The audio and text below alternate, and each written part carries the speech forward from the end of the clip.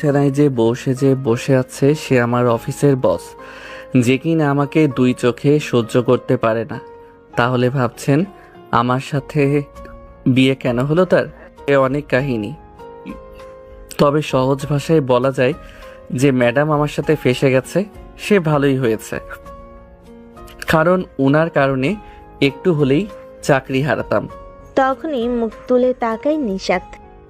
আমি তোমাকে স্বামীর অধিকার দিতে পারবো না, ভুলে যেও না আমি তোমার বস।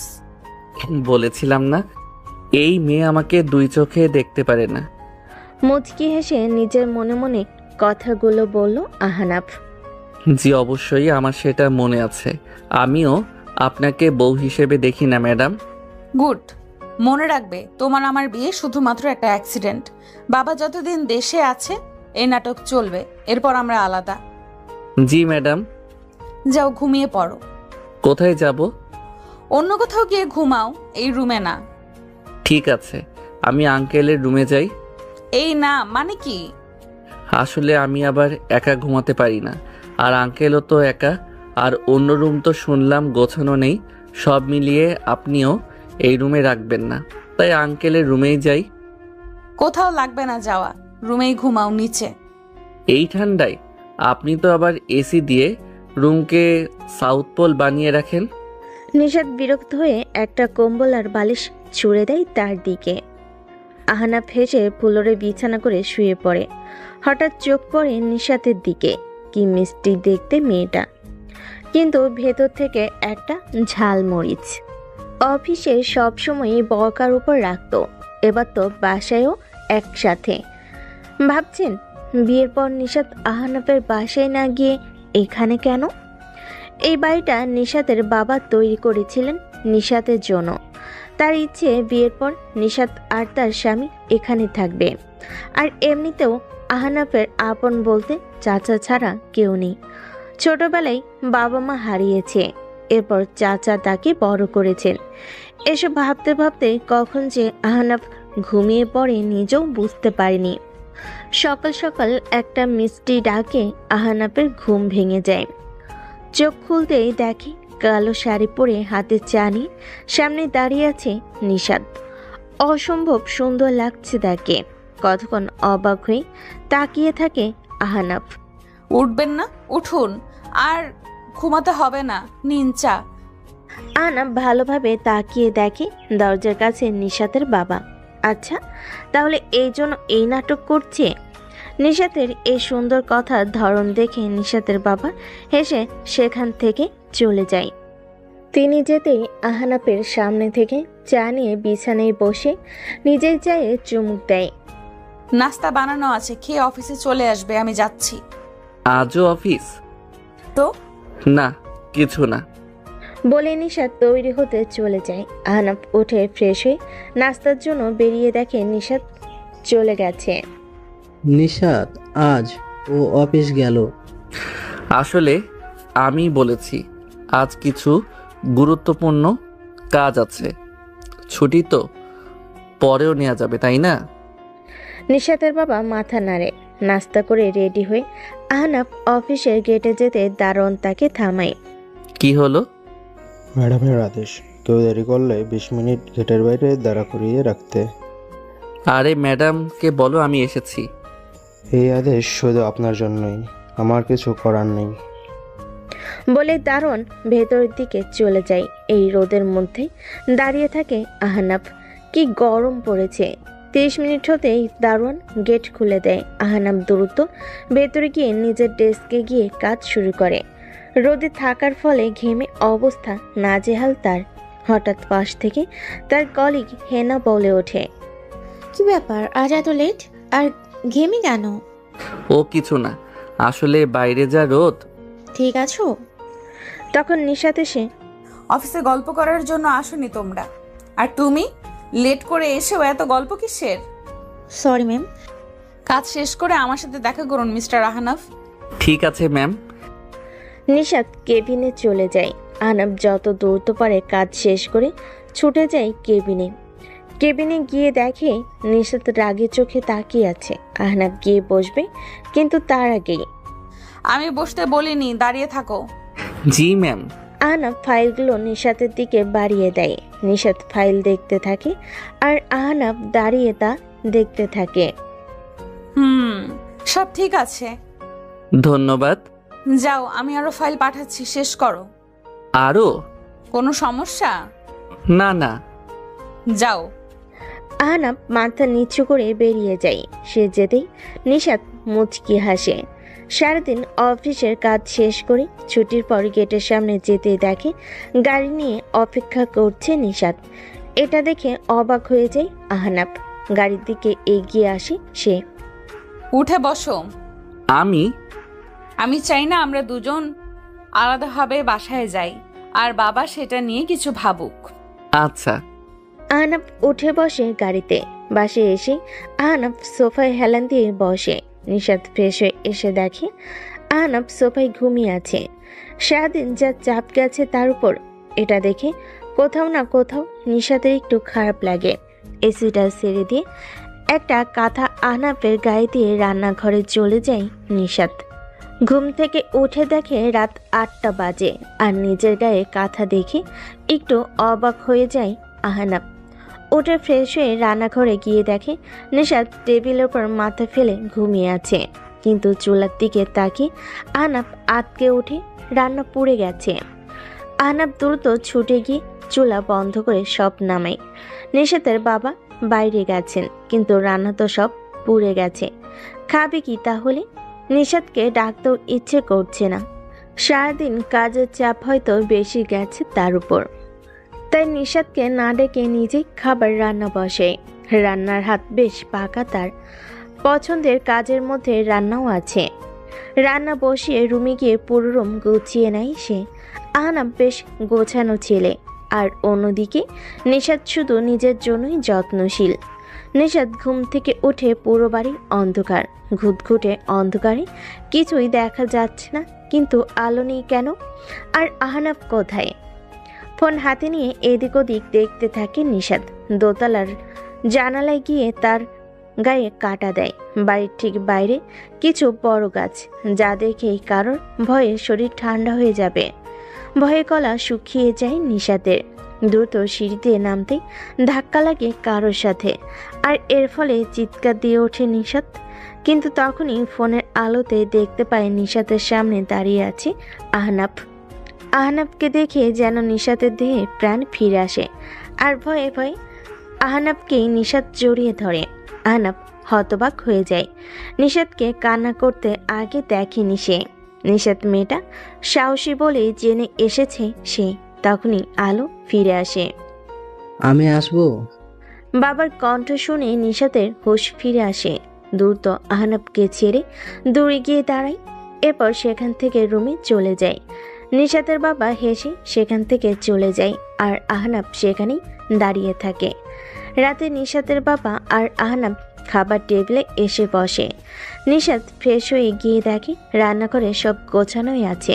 নিশাত ভাবে ঘুমানোর পর আহনাফ তার রান্না নামিয়ে গুছিয়ে রেখেছে, তাই সে সেগুলো ভেবেই টেবিলে এনে রাখে। আজ আমি তোমার জন্য স্পেশাল রান্না করেছি বাবা। বাহ, কি সেটা? তোমার পছন্দের চিলি চিকেন।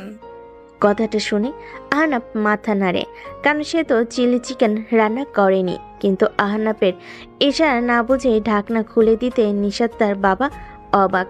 কোথায় চিলি চিকেন? এটা তো অন্য একটা রান্না। নিশাত অবাক হয়ে তাকিয়ে থাকে।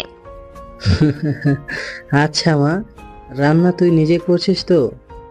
বলে তিনি আহনাফের দিকে তাকায়। আহনাফ নিশাতের দিকে তাকিয়ে আছে। নিশাতও ভুরু কুচকিয়ে তাকিয়ে আছে। আহনাফ বুঝতে পারছে আর রাতে তার খবর আছে। খাবারের সময় নিশাত বারবার আর চোখে তাকাচ্ছিল আহনাফের দিকে। এতেই গলা শুকিয়ে যাচ্ছিল আহনাফের। কোনোভাবে খাবার শেষ করে রুমে গিয়ে বসে আহনাফ।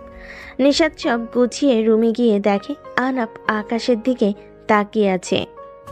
এই যে আমার রান্নাটা কোথায়? আমার রান্না কেন নেই? আসলে ম্যাম, আপনি যখন ঘুমাচ্ছিলেন তখন আপনার রান্না অক্কা পেয়েছে। মানে পুড়ে গেছে সব। কি বলছো? জি। নিশাত কিছুক্ষণ চুপ থেকে কিছু না বলে টেবিলে বসে অফিসের কাগজ ধরে আহনাফ বারান্দায় গিয়ে আকাশের দিকে তাকিয়ে থাকে। কাজ করতে করতে হঠাৎ আহনাফের দিকে তাকায় নিশাত। তাকে এভাবে আকাশের দিকে তাকিয়ে থাকতে দেখে বলে ওঠে, আকাশে কি এমন দেখছো? চাঁদ, আজকে চাঁদটার আলো যেন অন্য দিনের চেয়ে বেশি, বেশ সুন্দর লাগছে। কি লাভ দেখে সময় নষ্ট করা? হয়তো আসলেই সময় নষ্ট, তবে সুন্দর জিনিস উপভোগ করাই ভালো। করতে থাকো। বলে কাজে মন দেয় নিশাত। হঠাৎ আহনাফের ফোন বেজে ওঠে। আহনাফ আসার আগে চোখ পড়ে নিশাতের। স্ক্রিনে হেনা নামটা ভেসে আছে। আহনাফ এসেই ফোনটা রিসিভ করে বারান্দায় চলে যায়। কিছুক্ষণ পর কথা শেষ করে এসে দেখে নিশাত তৈরি হচ্ছে কোথাও যাবার জন্য। কোথায় যাচ্ছেন ম্যাম? রবিন কল দিয়েছে। এত রাতে কোনো ছেলের সাথে বের হওয়া ঠিক দেখায় না। তোমার সাহস কি করে হয় আমার উপর কথা বলার? আমি কি করব না করব তোমাকে জিজ্ঞেস করতে হবে? Sorry ma'am. ভবিষ্যতে এই সাহস আর দেখাবে না। বলেই রাগে গজগজ করতে করতে বেরিয়ে যায় নিশাত। আহনাফ চুপ করে দাঁড়িয়ে থাকে। জানালা দিয়ে দেখে নিচের গাড়িতে অপেক্ষা করছে রবিন, আর নিশাত গিয়ে গাড়িতে উঠে চলে যায়। জানালার পাশেই একটা চেয়ার নিয়ে বসে থাকে আহনাফ। রাত 1টা। নিশাত বাসায় ফিরেই দেখে রুমের লাইট জ্বালানো। রুমে গিয়ে দেখে জানালার পাশে আহনাফ চেয়ারে ঘুমিয়ে আছে। একরকম বিরক্ত হয়ে টেবিল থেকে পানি নিয়ে আহনাফের গায়ে ছুঁড়ে দেয়। আহনাফ লাফিয়ে ঘুম ভেঙে উঠে দাঁড়ায়। সামনে তাকিয়ে দেখে নিশাত। নিজের জায়গায় ঘুমাও। বলে গজগজ করতে করতে চেঞ্জ করতে যায় নিশাত। আহনাফ বুঝতেই পারল না তার ভুল কি। তাও কিছু না বলে ফ্লোরে বালিশ নিয়ে ঘুমিয়ে পড়ে। পরদিন সকালে ঘুম ভেঙে যায় নিশাতের ডাকে। সেই সকালের নাটক। এরপর আবার অফিস। প্রতিদিন 20 থেকে 30 মিনিট বাইরে থাকতে হয় আহনাফের। আর রোজ রাতে আড্ডায় বেরিয়ে যায় রবিনের সাথে নিশাত। এভাবেই কেটে যায় 1 মাস। কিন্তু এই মাসটাই রবিন ধীরে ধীরে আরও ক্লোজ হতে থাকে নিশাতের, যা আহনাফের ভালো লাগে না। আবার সাহস করে নিশাতকেও বলতেও পারছে না।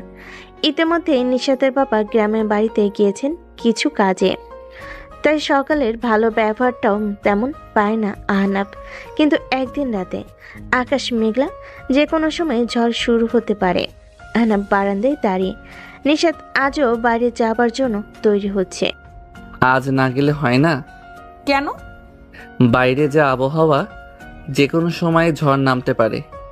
সমস্যা নেই বলে নিশাত বেরিয়ে যায়। আহনাফের ব্যাপারটা ভালো লাগে না। কেন যেন আজ মনটা অশান্ত হয়ে আছে। বাইরের পরিবেশটাও যেন তার মনের মতোই আপাতত স্তব্ধ, কিন্তু যে কোনো বড় ঝড় আসবে। রাতে 8টার মাঝে হঠাৎ সবাই খেয়াল করে টিপ টিপ করে বৃষ্টি পড়ছে। তাই এক এক করে সবাই বিদায় নেয়।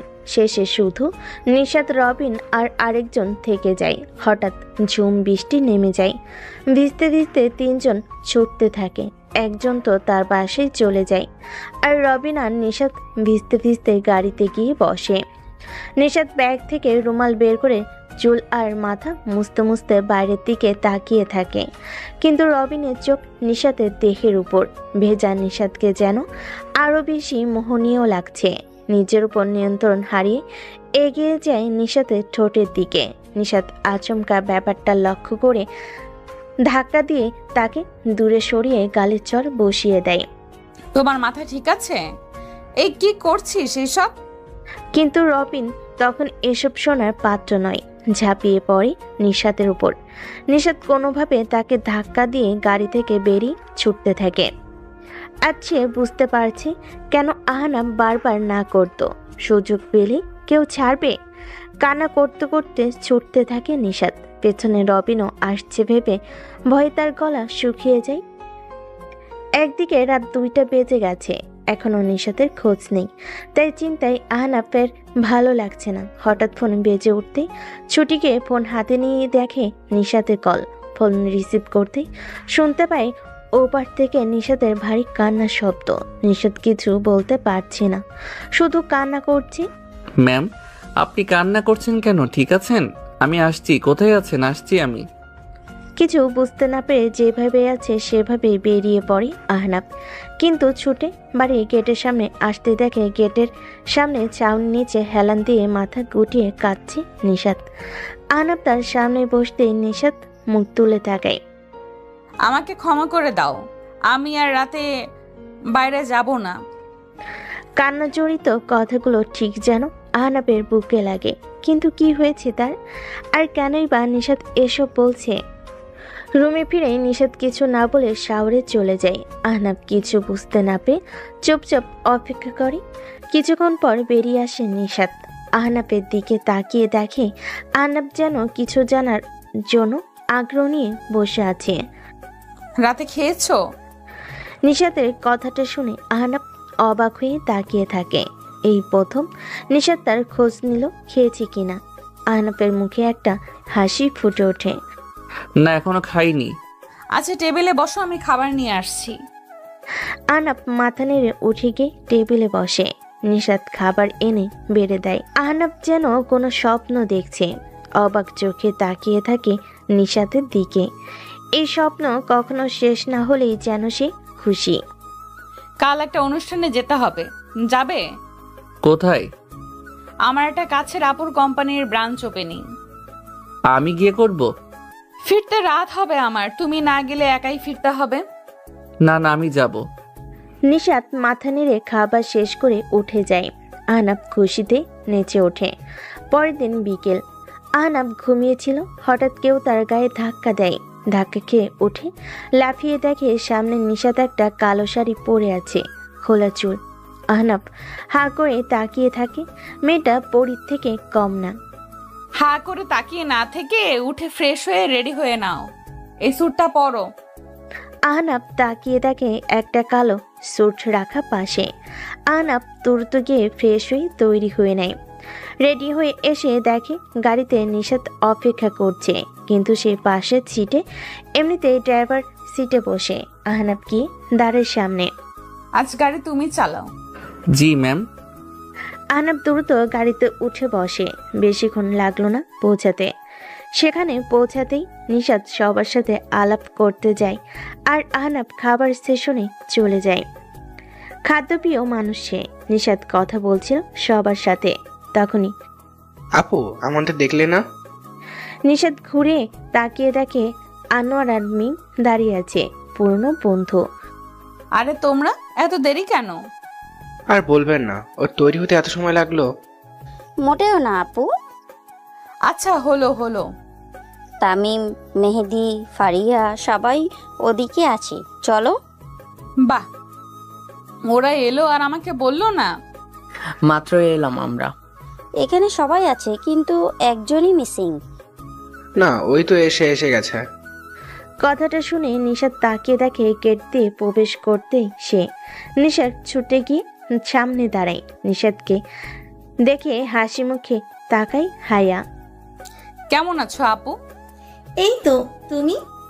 শুনলাম বিয়ে করেছ। তোমার উপর রাগ আমি, তুমি আসোনি। সরি রে, আসলে এখন তো সব একাই সামলাতে হয়, তাই আর কি। ঠিক আছে, চলো সবাই ওখানে। আমাকে এখন আবার একটু বের হতে হবে। কেন আপু? আজ কয় তারিখ? আজ তো তারিখটা মনে করতে নিশাতের মুখটা মলিন হয়ে যায়। হায়ার দিকে তাকিয়ে দেখে তার মুখেও একটা মলিন হাসি। আপু চলো, আমিও যাব। না, তুমি থাকো। না আপু, চলো। তখনই পাশে এগিয়ে আসে আহনাব, কিন্তু নিশাত তাকে থামিয়ে দেয়। তুমি থাকো, আমরা একটু পরেই ফিরে আসবো। ঠিক আছে ম্যাম। নিশাত আর হায়া গাড়িতে উঠে যেতে থাকে অজানা স্থানের দিকে। দেখতে দেখতে একটা বছর হয়ে গেল আপু। তোমাদের জন্য একটা বছর আমার কাছে যেন এক যোগ। কিন্তু আমি এখনো জানি না কেন হলো এমনটা। সব ঠিক ছিল আর এক মুহূর্তে সব শেষ। আমরা ওর হাসির ভেতরে লুকিয়ে থাকা কষ্ট বুঝতে পারিনি। জানো, এখন খুব ঘৃণা হয় নিজের উপর। প্রথমে পরিবার, এরপর কাছের মানুষ, বন্ধু বান্ধব, এরপর আমিও। কেউ বুঝতে পারেনি ও ধীরে ধীরে আমাদের থেকে দূরে যাচ্ছে। বুঝতে পারিনি ওর হাসিটা মিথ্যে ছিল। নিশাত তাকিয়ে দেখে হায়ের চোখের পানি গাল পেয়ে বুক দিয়ে নেমেছে। নিশাত চুপ করে থাকে। আমাকে এত ভালোবাসা দিয়ে রেখেছিল যে আমি সেটার জন্য বুঝতেই পারিনি ওর ভেতরে কি চলছে। আর সে রাতে যখন ওই কলটা আসলো, সবটা শেষ। বলতেই গাড়ি থামায় নিশাত। হায়া মাথার কাপড় দিয়ে গাড়ি থেকে নামে। রাস্তার পাশে কাঁচা রাস্তা ধরে একটু এগিয়ে যেতেই একটা বড় গাছ, আর তার নিচেই একটা কবর। আজও আকাশে ঝড়ো ভাব, বিদ্যুৎ চমকাচ্ছে বারবার। নিশাত দূর থেকে তাকিয়ে দেখে কবরটার জিয়ারত শেষ করে ডুকরে কেঁদে ওঠে হায়া। নিশাত চেয়েও পারছে না থামাতে। কিছুক্ষণ পর হায়া উঠে দাঁড়ায়, ঘুরে হাতটা ধরে। নিশাত গাড়ি দরজা খুলে আর হায়া এসে গাড়িতে বসে। নিশাত গাড়ি চালু দিতেই একটা বাজ পড়ে, আর সেই আলোতেই কবরে কাব্য নামটা স্পষ্ট দেখা যাচ্ছে। নিশাত আর হায়া গাড়ি নিয়ে ফিরে আসে ভ্যানুতে। হায়া মুখ মুছে স্বাভাবিক হয়ে প্রবেশ করে। আড্ডায় বসে সবাই। তা নিশাত, তোমার স্বামী আসেনি? নিশাত কিছুক্ষণ ভেবে উত্তর দেয়। খাবার নিয়ে পড়ে আছে। এটা শুনে সবাই হেসে দেয়। তামিম আনোয়ারার স্বামী হিসেবে কেমন? মোটামুটি। আচ্ছা তাই?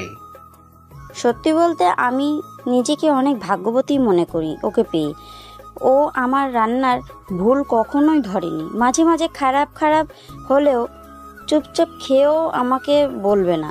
তবুও আমি নিজেকে বলতে গেলেই শুনবে না। হয়, এমন ছেলেও হয়। নিশাত হায়ার দিকে তাকায়। নিশাতের মনে আছে একবার হায়া আর সে মিটিংয়ে গিয়েছিল, আর সেখানে হায়া যখন বক্তব্য দিচ্ছিল তখন কাব্য একটা চেয়ারে বসে গালে হাত দিয়ে হাসি মুখে মুগ্ধ হয়ে তাকিয়েছিল হায়ার দিকে। এমনকি অফিসের খাবার নিজেই আনতো, হায়া কাজে ব্যস্ত হলে খাইয়েও দিত। হায়া হয়তো এজন্যই কথাটা বলল। নিশাত হায়ার হাতে হাত রাখলো। হায়া একটা হাসি দিয়ে তার দিকে তাকায়। আর এমন ছেলেদের অনুভূতি অনেক গভীর হয়, বুঝতে পারার আগেই মাঝে মাঝে হারিয়ে যায়। হায়া আস্তে আস্তে বলে, যা নিশাত শুনতে পায়। নিশাত ঘাড় ঘুরিয়ে তাকিয়ে দেখে আহনাফ চেয়ারে দুপা ভাঁজ করে বসে খাবার খাচ্ছে। নিশাত কিছু একটা আজ করতে পেরে দ্রুত উঠে এক গ্লাস পানি নিয়ে আহনাফের পেছনে গিয়ে দাঁড়ায়। কয়েক সেকেন্ডের মধ্যেই আহনাফের গলায় খাবার আটকে যায়। সে তো পানি আনেনি, কিন্তু পেছন থেকে গ্লাসটা বাড়িয়ে দেয়। আহনাফ দ্রুত পানি খেয়ে হাঁপ ছেড়ে বাঁচে। নিশাতের দিকে তাকিয়ে দেখে নিশাত মাথা নেড়ে সেখান থেকে হেঁটে যায়।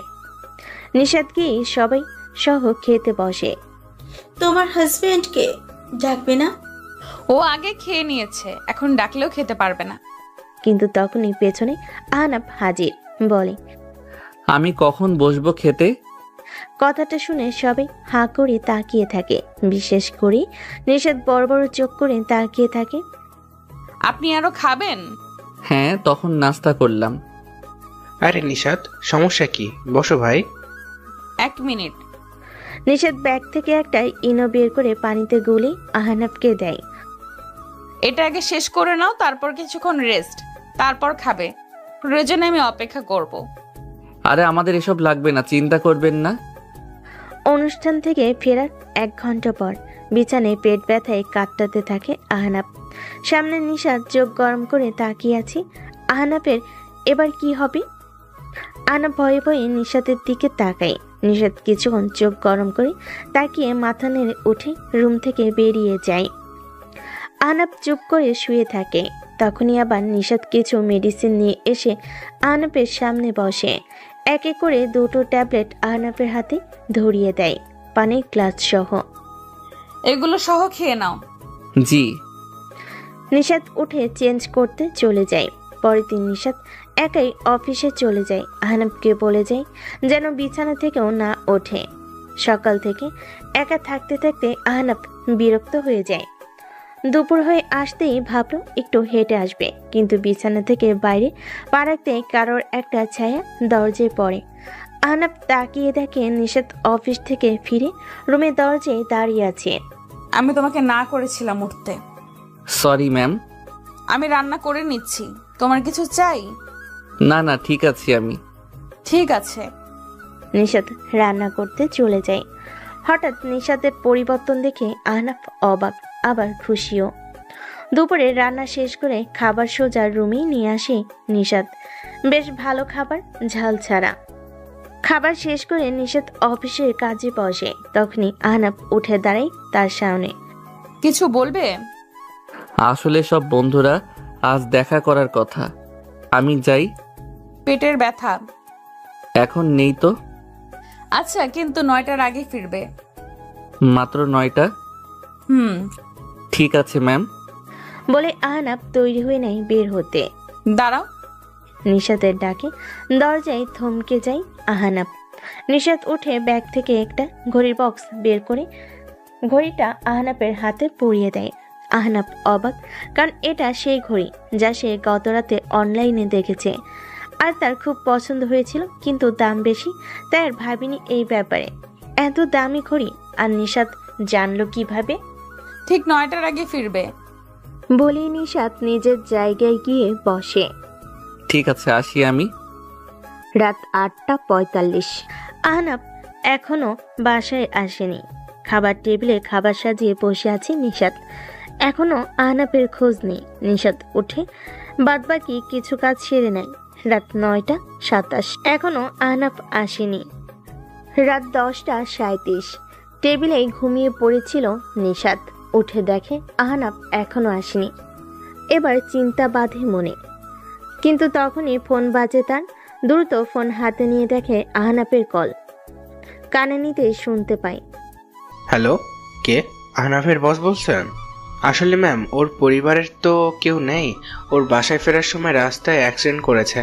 আমরা ওকে সিটি হসপিটালে নিয়ে এসেছি। আপনার কাছে ওর আপন কারোর নাম্বার থাকলে জানিয়ে দিন। বলেই কল কেটে যায়। স্তব্ধ হয়ে যায় নিশাত। সময় নষ্ট না করে দ্রুত গাড়িতে উঠে রওনা দেয়। খুব খারাপ লাগছে তার। হঠাৎ আয়নার দিকে তাকাতেই অবাক হয়ে যায়। তার চোখ ভেজা। আহনাফের জন্য, কিন্তু কেন? এসব ভাবতে ভাবতেই নিশাত হসপিটালে পৌঁছায়। দ্রুত ভেতরে গিয়ে খোঁজ নেই। কেবিনের সামনে এসে দেখে আহনাফের বন্ধুরা দাঁড়িয়ে আছে। তাকে দেখে সবাই একটু এগিয়ে আসে। ম্যাম, আপনি ওর বস না? ওর কি পরিবারে কেউ আসেনি? মানে ওর চাচা আর আপন কেউ? নিশাত রেগে আছে প্রচুর। রেগে বলল, আমাকে এত পরে কেন কল দিলে?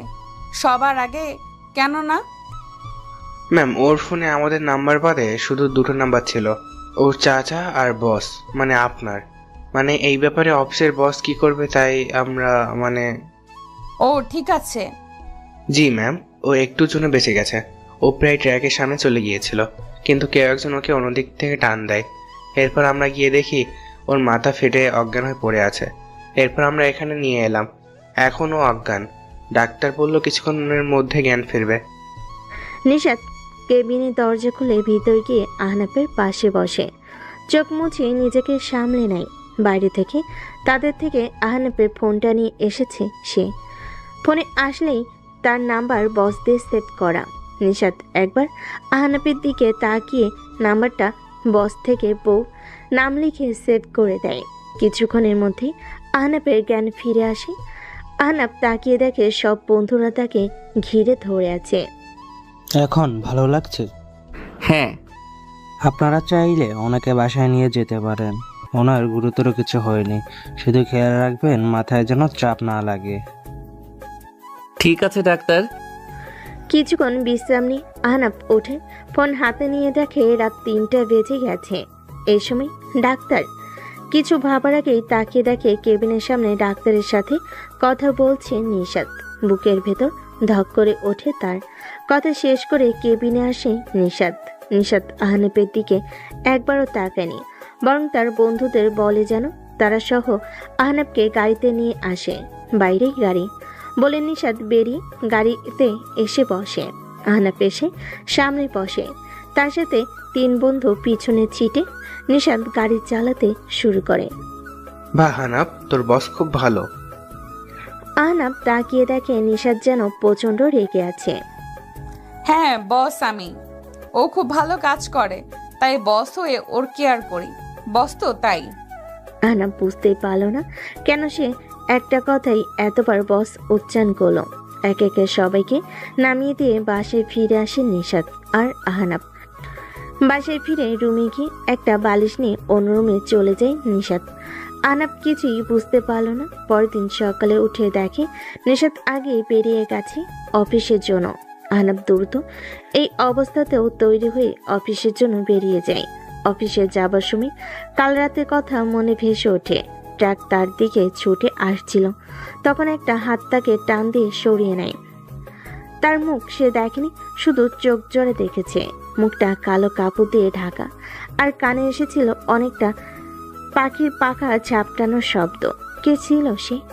অফিসে পৌঁছে দেখে সবাই কেমন চুপ হয়ে আছে, আর নিশাতের কেবিন থেকে একরকম ঝগড়ার শব্দ আসছে। আহনাব গিয়ে দেখে রবিন এসেছে। সেই রাত নিয়ে কথা কাটাকাটি করছে নিশাতের সাথে। নিশাত তাকে বারবার বেরিয়ে যেতে বলছে, কিন্তু রবিন মাঝে মাঝে এমন কথা বলছে যে সে হুমকি দিচ্ছে। আহনাব ভেতরে যেতেই রবিন তার দিকে এগিয়ে এসে কলার ধরে ধাক্কা দিয়ে কেবিনের বাইরে ফেলে দেয়। সামান্য কর্মচারী হয়ে আমাদের কথা শোনানোর সাহস কি করে হয়? বলে রবিন দরজা লাগিয়ে দেয়। আহনাব উঠে চেয়ারে বসে মাথা নিচু করে। কয়েক সেকেন্ডের মধ্যেই গেট খুলে রবিনকে ধাক্কা দিয়ে বের করে দেয় নিশাত। রবিন উঠে রেখে নিশাতের দিকে যেতেই কেউ তাকে পেছন থেকে টেনে ধরে। রবিন পেছনে তাকায়। আহনাব তার ঘাট টেনে ধরে আছে। রবিন কিছু বলতে যাবি, তার আগেই এক ঘাসকা টানে সোজা ফ্লোরে ফেলে দেয় আহনাব তাকে। নিশাত অবাক হয়ে তাকিয়ে দেখে আহনাবের মুখ গম্ভীর হয়ে আছে, চোখ কেমন একটা স্তব্ধ হয়ে আছে, রাগের ভাব স্পষ্ট। তোর এত বড় সাহস!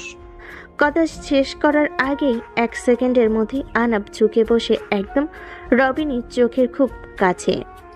এরপর থেকে ওর কাছে যাবার চেষ্টা করলেও আমার থেকে খারাপ কেউ হবে না। বের হ। রবিনের বুকে ভয় জমে যায়। কোনোভাবে উঠে সে একবার নিশাতের দিকে তাকিয়ে বেরিয়ে যায়। নিশাত আহনাবের দিকে যেতে আহনাব ঘুরে তাকায়। সরি ম্যাম, আমার এটা করা উচিত হয়নি। নিশাত কিছুক্ষণ চুপ করে এরপর মুচকি হেসে সেখান থেকে চলে যায়। আহনাব আর বাকিরা অবাক। আহনাব নিজের চেয়ারে বসতেই সবই এগিয়ে আসে। তোমার রাগী রূপ এমন, তা তো জানা ছিল না। আমিও জানি না কি হলো হঠাৎ। তখন কেবিন থেকে নিশাত ডাক দেয়। আহনাব দ্রুত কেবিনে গিয়ে দেখে নিশাত তার জন্য অপেক্ষা করছে। আহনাব গিয়ে সামনে দাঁড়ায়। আমরা দুপুরেই বাসায় ফিরবো, কাজের চাপ নেই, এখানে বসে থাকো। কিছু কাজ এগিয়ে রাখি। চুপচাপ করে বসো। ধমক খেয়ে চুপ করে বসে থাকে আহনাব। দুপুরে নিশাত কাজ শেষ করে সব গোছাচ্ছিল। আহনাব বের হতে দেখে সবাই কি নিয়ে যেন আলোচনা করছে। আহনাব এগিয়ে যেতেই হ্যানা উঠে দাঁড়ায়। কাল তোমার প্ল্যান কি? কিসের প্ল্যান? ওমা, জানো না? কাল তো ম্যামের জন্মদিন। কাল? হ্যাঁ, জানো না? তখনই নিশাত বেরিয়ে আসে। তোমার হলো? চলো। আহনা আপনার সাথে যাবে। হ্যাঁ। ওকে কি কোনো বিশেষ কাজে নিচ্ছেন ম্যাম? না মানে ওকে দেখতে মনে হচ্ছে অসুস্থ। সেটা আমি দেখবো, তোমরা না। এসো তুমি। আহনাব মাথা নেড়ে নিশাতের পিছনে হাঁটতে থাকে গাড়িতে। সরি, আমি না জেনেই। রবিন স্যারকে? তুমি অফিসে বসের সম্মান বাঁচাতেই তো এমন করলে, তাই না? হ্যাঁ। আচ্ছা, হ্যাঁ ঠিক আছে, বসো। ওকে। বুঝতে পারলাম না ম্যাম। আহনাফ। নিশাতের মুখে নিজের নামটা শুনে পুরো শরীরে কেমন যেন একটা প্রবাহ বয়ে গেল। জি জি ম্যাম। আমার নাম কি? নিশাত ম্যাম। নিশাত ম্যাম। বলতে বলতেই বাসায় ফিরে আসে নিশাত আহনাব।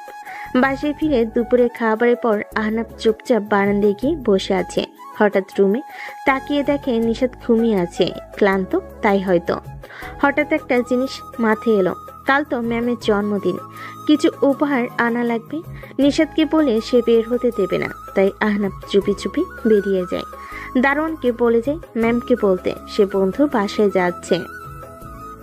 রিক্সা করে শপিং মলে গিয়ে শাড়ির দোকানে গিয়ে এক একে কিছু শাড়ি দেখতে থাকে। 2টা শাড়ি পছন্দ হয়, কিন্তু দুটোর টাকা তো সে আনেনি। কোনটা নিবে ভাবতে থাকে। এদিকে ঘুম থেকে উঠে আহনাবকে না পেয়ে নিশাত একটু চিন্তায় পড়ে।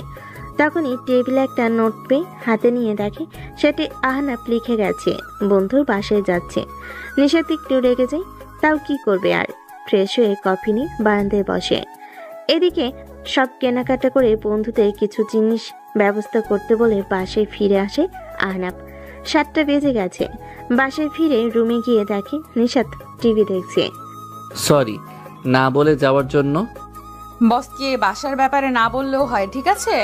টেবিলে পিঠে আছে, বসো, নিয়ে আসছি। নিশাত উঠে গিয়ে পিঠে আর কফি নিয়ে আসে। মুভি দেখবে? আচ্ছা ম্যাম। এরপর দুজন একটা মুভি দেখতে থাকে, কিন্তু আহনাবের মাথায় চলছে রাত 12টার প্ল্যান। 10টা 40 একটা কল আসে নিশাতের। নিশাত উঠে কথা বলতে বলতে বারান্দায় চলে যায়। কিছুক্ষণ পর ফিরে আসে। কে কল দিয়েছে? বন্ধুরা রাত 12টার পর আমার জন্মদিন, তাই যেতে বলল। কিছু অ্যারেঞ্জ করেছে হয়তো। যেতেই হবে। কেন, তোমার কিছু প্ল্যান আছে নাকি বসের জন্মদিনে? আছে। বস তো অফিসে দিতে পারবে বলে নিশাত হাঁটা ধরে। যদি স্বামী হিসেবে না যেতে বলি? নিশাতের ভেতর ধক করে ওঠে। আলতোভাবে তাকাই আহনাফের দিকে। বলে দেখো। ম্যাম? ম্যাম না মানে নিশাত, আজ আমারও কিছু প্ল্যান আছে, থেকে যান। নিশাতের বুক থেকে যেন একটা পাথর সরে যায়। ফোনটা তুলে কাউকে কল দেয়। হ্যালো, সরি আমি আসতে পারবো না, আমার স্বামী আজ আমাকে সারপ্রাইজ দেবে। আহনাফ চোখ বড় বড় করে তাকায়। কল কেটে নিশাত আহনাফের দিকে একবার তাকায়। এবার দেখি কি প্ল্যান তোমার, তোমার বস বউয়ের জন্য। আহনাফের মুখে হাসি ফুটে ওঠে। কি প্ল্যান করেছে আহনাফ নিশাতের জন্মদিনের জন্য? রাত 11টা 30 বাজতে চলো। নিশাত বসে আছে একভাবে আহনাফের সামনে। আহনাফ বারবার ঘড়ির দিকে তাকাচ্ছে। 11টা 45 বেজে যায়।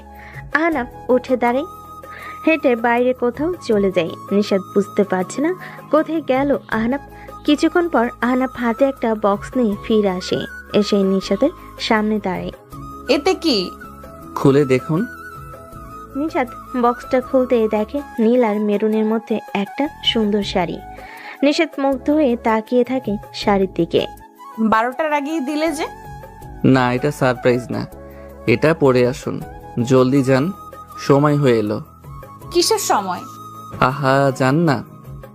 নিশাত মাথা নেড়ে চেঞ্জ করতে চলে যায়। 11টা 57। নিশাত শাড়ি পরে বের হয়। নিশাতকে এই শাড়িতে দেখে আহনাফ মুগ্ধ হয়ে তাকিয়ে থাকে। এই যে দেখা হলো। So sorry ma'am. এবার সারপ্রাইজটা। আসুন আসুন। নিশাতকে নিয়ে দ্রুত ছাদে চলে যায় আহনাফ। পুরো ছাদ অন্ধকার। ছাদ অন্ধকার কেন? কিছুই দেখা যাচ্ছে না। নিশাতের কথা শুনে একটু হাসি আহনাফ। তাদের বাড়িটার আশেপাশে কোনো বাড়ি নেই, তাই আলাদাও আলো নেই। 12টা বাজতেই একটা জোয়ালো শব্দ হয়, আর এক একে বাড়ির চারপাশ থেকে আতশবাজি আকাশে গিয়ে ফাটতে শুরু করে। একের পর এক পুরো আকাশ আলোকিত হয়ে যায়। নিশাত মুগ্ধ হয়ে আকাশের দিকে তাকিয়ে থাকে। এভাবে 5 মিনিট আতশবাজি ফাটার পর পুরো ছাদ আলোকিত হয়ে যায়। সুন্দরভাবে সাজানো ছাদ। নিশাত অবাক হয়ে সেদিকে তাকাতে থাকে। এইসব কখন, কিভাবে? তুমি তো আসলে যখন আপনি ঘুমিয়েছিলেন তখন এতে আমাকে কিছু মানুষ সাহায্য করেছে। বলতে নিশাতের বাবা নিশাতের এক ফ্রেন্ড কেক নিয়ে ভেতরে আসে। বাবা মিলি। হ্যাঁ মা, আমি দুপুরে ফিরে দেখি তুই ঘুমাচ্ছিস। এরপর আহনাফ আমাকে বাকিটা বলল। সরি ম্যাম, না বলে। নিশাত কেক কাটে। প্রথম টুকরো হাতে নিয়ে দেখে আহনাফ দূরে দাঁড়িয়ে আছে। নিশাত এগিয়ে আহনাফের মুখে কেক পুড়ে দেয়। আহনাফ বড় বড় চোখ করে তাকিয়ে থাকে অবাক হয়ে। নিশাতের বাবা আর মিলি হাসতে থাকে। আহনাফ একটু লজ্জা পেয়ে যায়। নিশাত মা, কাল তুমি আর আহনাফ হায়ার গ্রামে বেড়াতে যাচ্ছ। বিকেলের ট্রেন। বাবা এই হঠাৎ? বিয়ের পর তোমরা কোথাও যাওনি, আর হায়াও বলল গ্রামে যাচ্ছে। ও এবার যেতে হবে ওর সাথে। কই, আপু তো আমাকে কিছু বলেনি। আজই বললো আমাকে। তোমার ফোন নাকি অফ? ও হ্যাঁ, সন্ধ্যায় অফ হয়েছিল। তাহলে কাল তৈরি হয়ে যাবে। বাবা অফিস থেকে সোজা যাবে। অফিস কেন?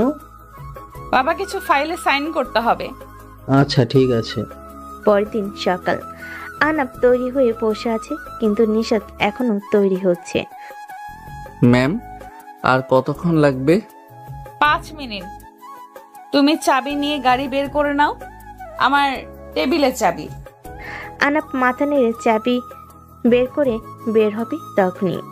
সোফায় দেখো স্যুট রাখা নীলচে, ওটা পরে নাও।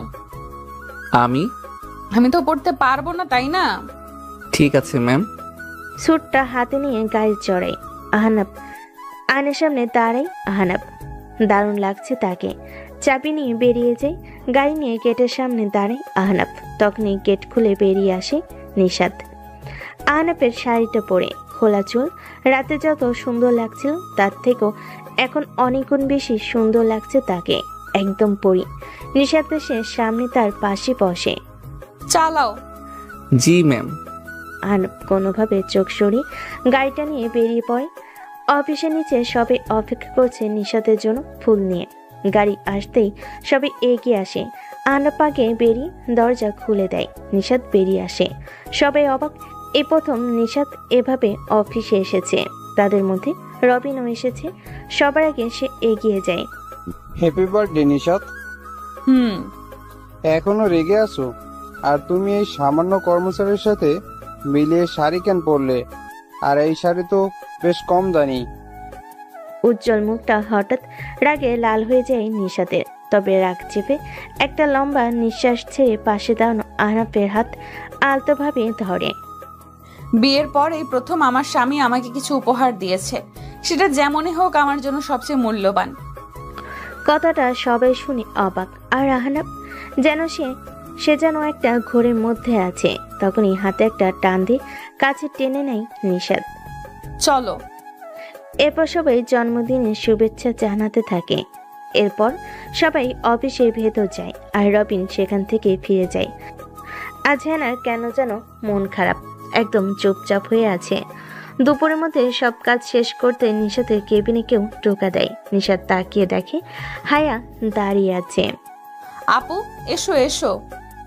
শুভ জন্মদিন নিশাত বলে একটা উপহারের বক্স এগিয়ে দেয়। ধন্যবাদ আপু। তোমরা তৈরি? হ্যাঁ আপু। চলো তাহলে। ঠিক আছে আপু। নিশাত, হায়া আর আহনাব অফিস থেকে বেরিয়ে যায় আর রওনা দেয়।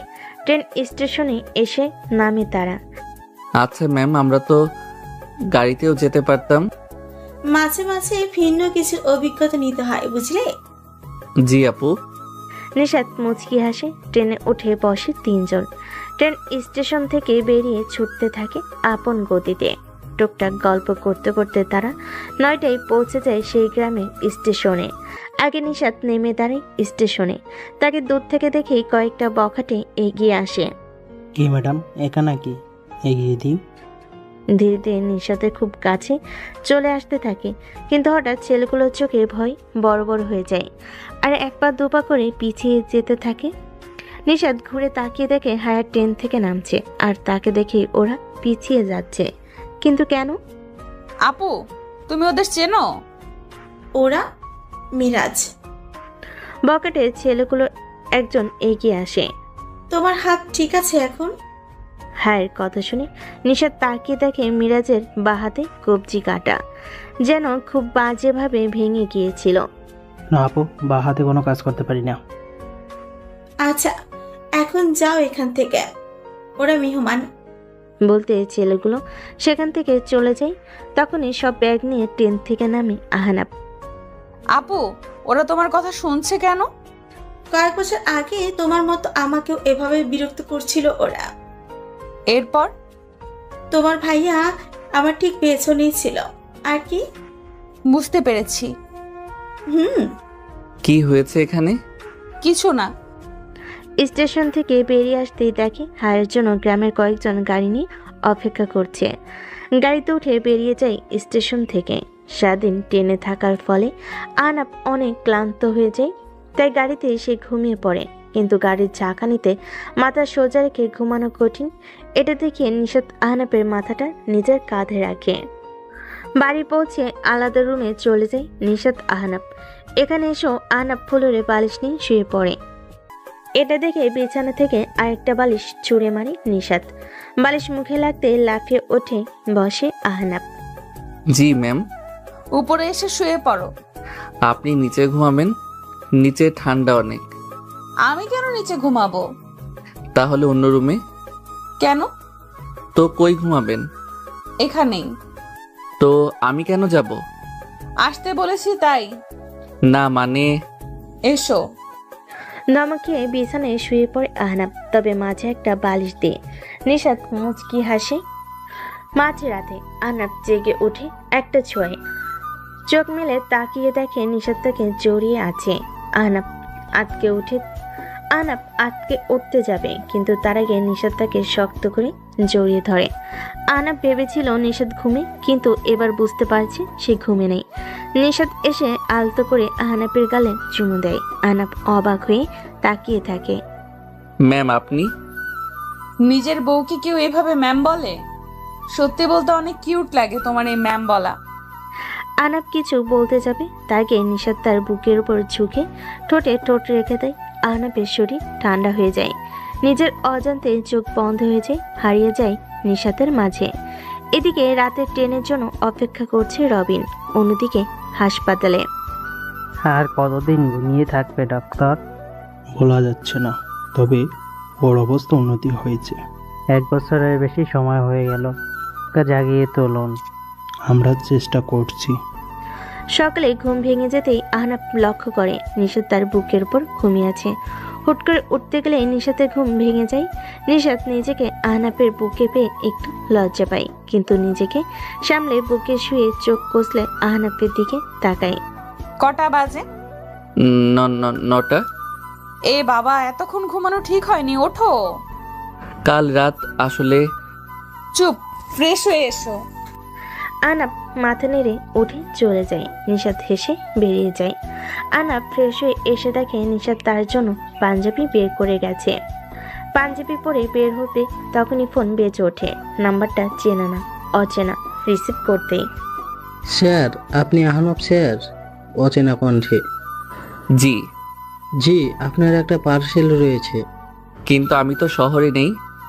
জি জানি স্যার, আপনার ঠিকানাটা দিলে আমাদের জন্য সুবিধা হয়। আচ্ছা আমি এখন আছি। ঠিক আছে স্যার, ধন্যবাদ। বলে কল কেটে যায়। এই সময় পার্সেল কে পাঠাচ্ছে আর কেন, এসব না ভেবে বেরিয়ে নাস্তার টেবিলে গিয়ে দেখে হায়া নিশাত বসে আছে। খুব ভালো হলো। জি আপু। দুজনের জন্য আজ একটা সারপ্রাইজ আছে। কি সারপ্রাইজ আপু? এখনই বলবো না, বিকেলে। কি বলো না।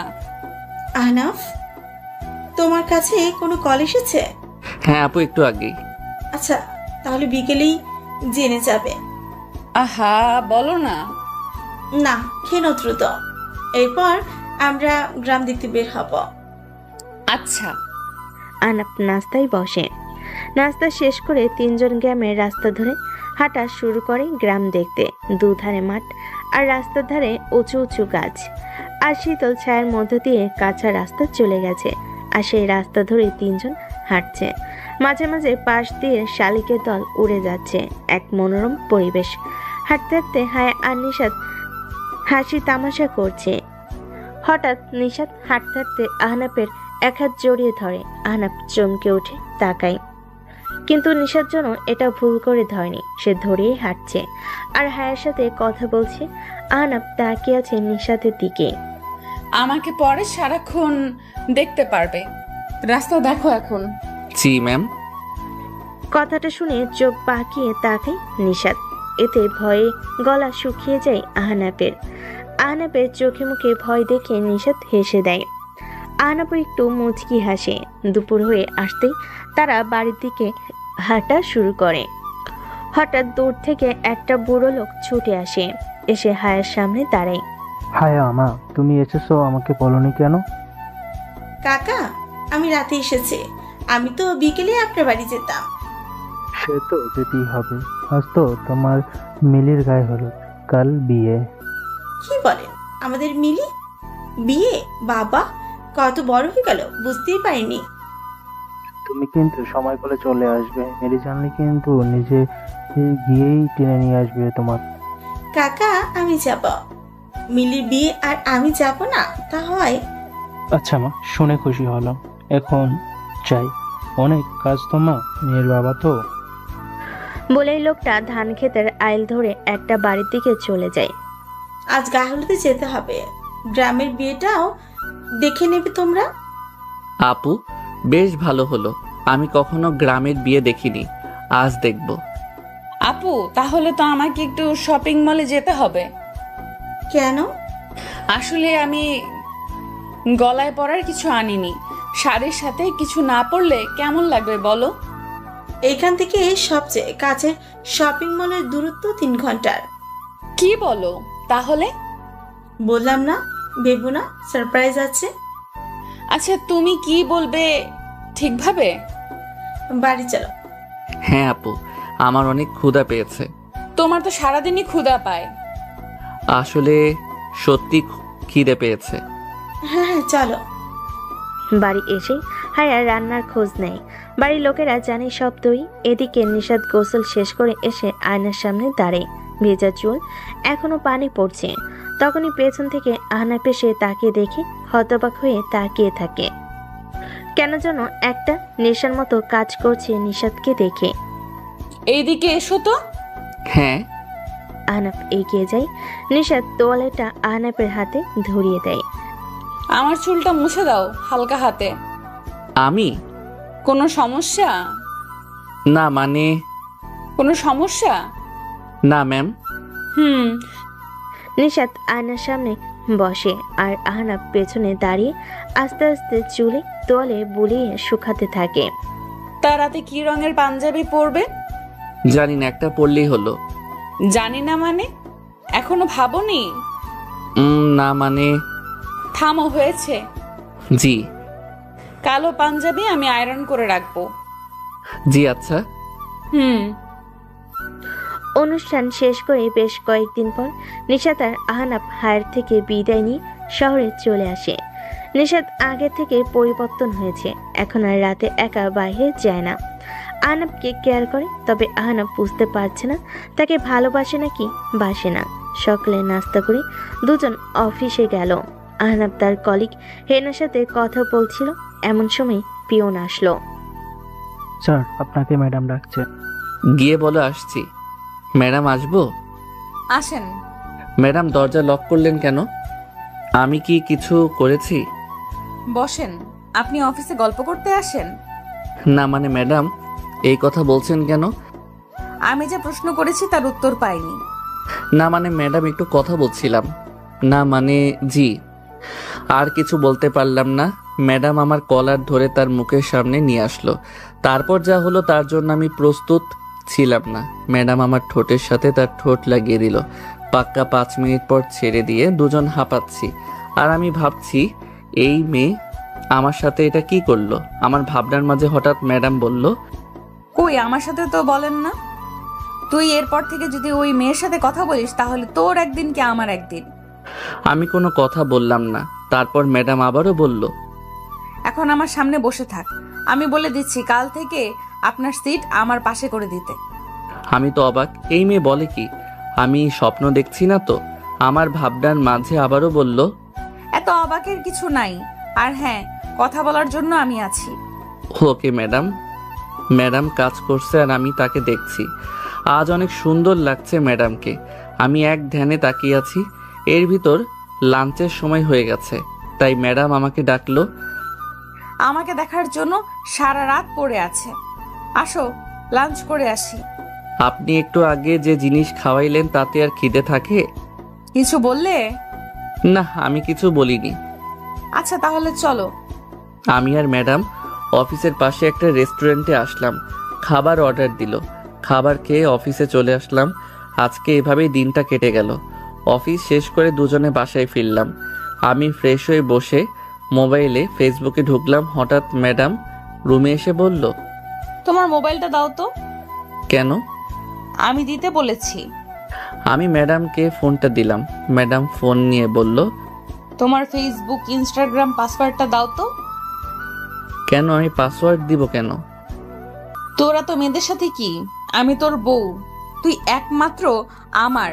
অন্য কারোর সাথে কথা বললে তোর একদিন, আমার যা লাগে। দে পাসওয়ার্ড দে। এইভাবে কেউ মারে? ভালোভাবে বললেই দিয়ে দিতাম। গুন্ডি কোথাকার। কিছু বললে?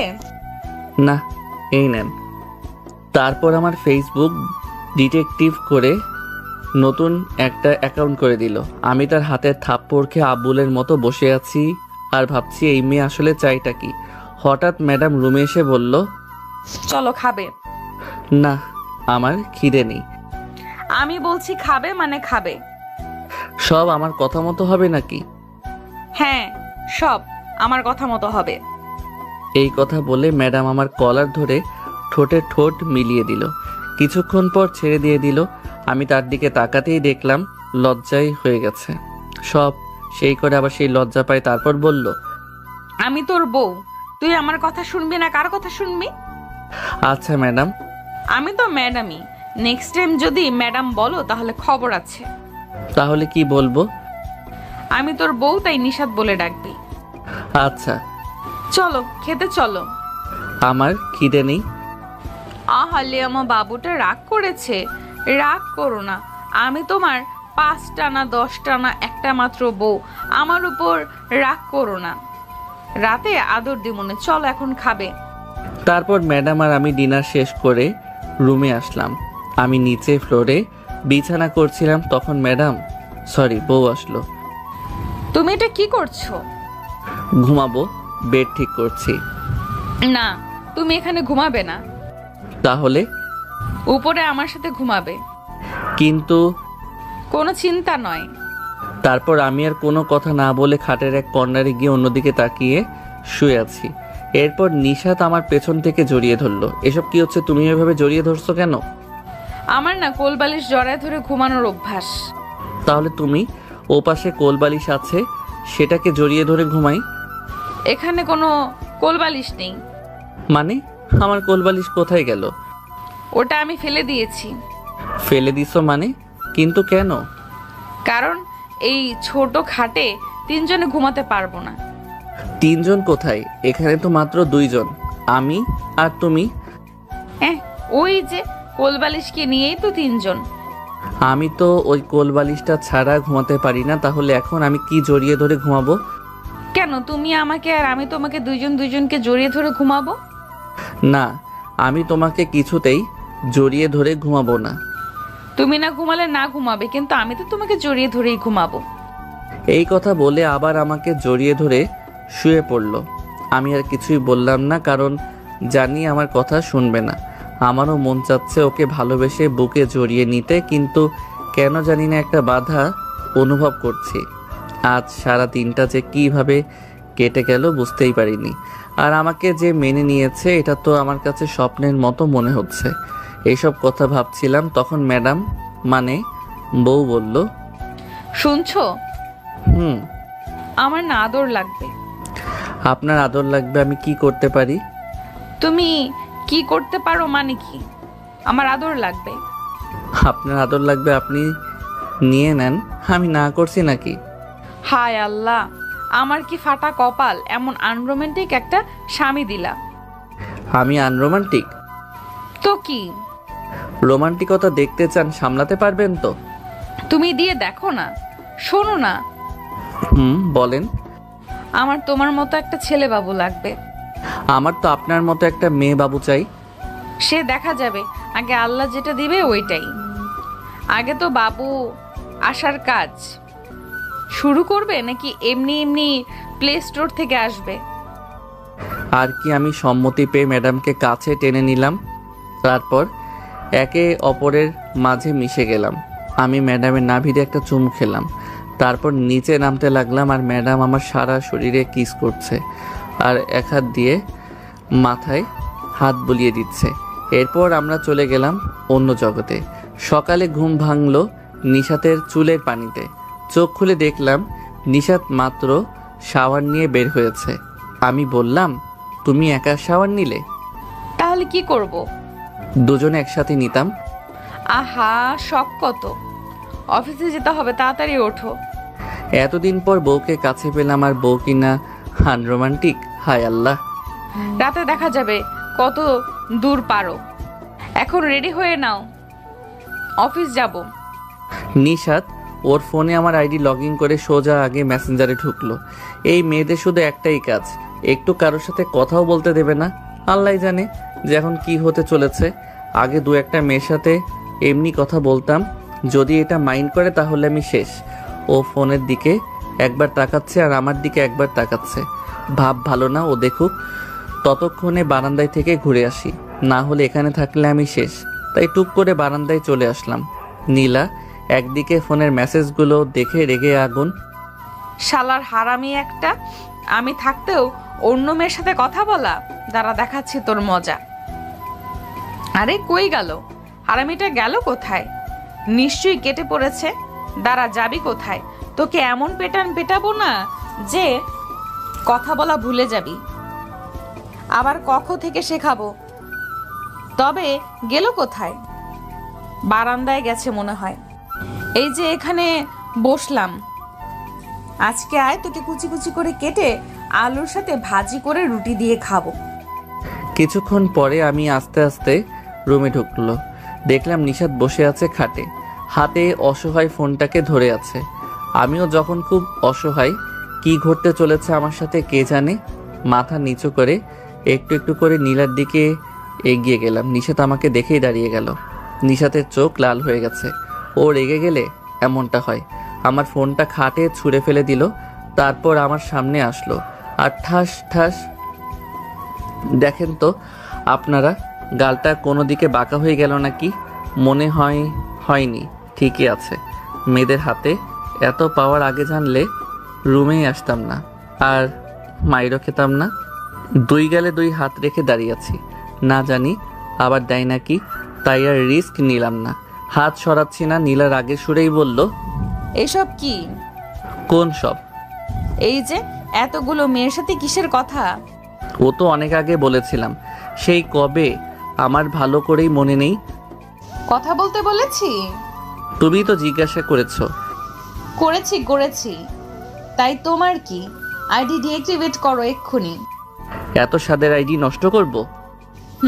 আর সেটা এক্ষুনি। আচ্ছা।